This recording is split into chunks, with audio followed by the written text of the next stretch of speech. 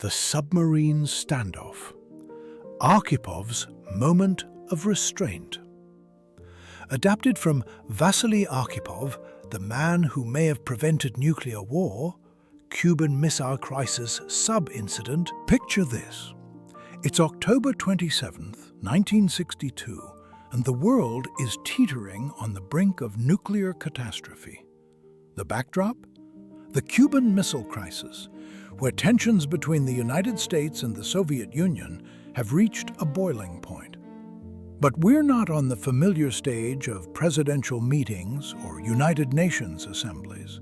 No, this story plunges far beneath the waves, into the claustrophobic confines of a Soviet submarine, B-59, patrolling the Caribbean Sea.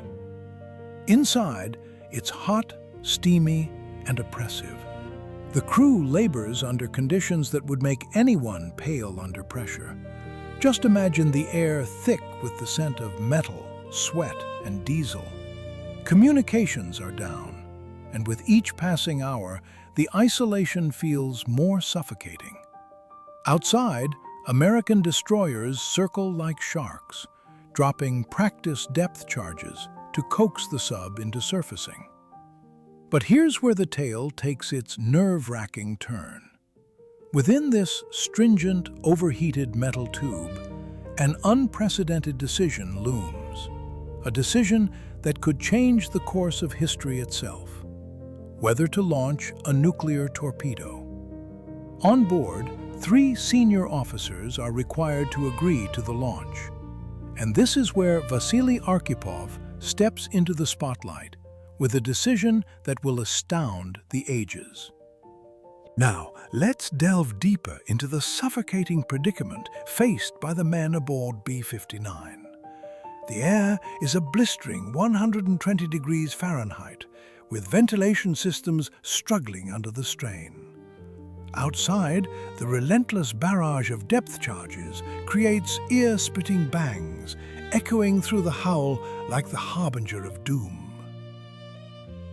The Soviet submarine has been at sea for weeks, and each day, without communication from Moscow, ratchets up the tension. The crew, exhausted and jittery from sleep deprivation and stress, navigate the churning waves of uncertainty. This fear of the unknown rapidly approaches fever pitch beneath the waves. Within this submerged cauldron, Soviet naval officer Captain Vitaly Savitsky believes he's facing the start of World War III. Desperation, tinged with adrenaline, drives him toward the nuclear controls, an act that could ignite devastation. And yet, just as the fingers hover close to doom, the calm and steadfast presence of Vasily Arkhipov challenges the inertia of fear. His intervention, a crucial piece in this precariously balanced chess game, begins to unfold. Focus now on the pivotal moment. Arkhipov, a distinguished, clear-eyed officer with reputation and intuition on his side, weighs the enormous stakes. In that pressurized box, with tempers running high and nerves frayed, Arkhipov becomes the voice of reason. As Savitsky and the political officer Ivan Maslenikov gear up for what seems like an inescapable launch sequence, Arkhipov insists on caution. He opposes the nuclear launch order, advocating for delay and rational decision-making, a voice of calm against the howling winds of panic. His argument isn't without resistance, pressed against a wall of urgency, yet his resolve channels through the vessel, slowing the feverish momentum. Just for a beat, he invokes a measure of doubt in the irreversibility of doom. This hairline decision, Arkhipov's refusal, stands as the fracture against a disaster whose ripples might have engulfed the planet. Finally, the consensus for restraint prevails. The nuclear option is shelved.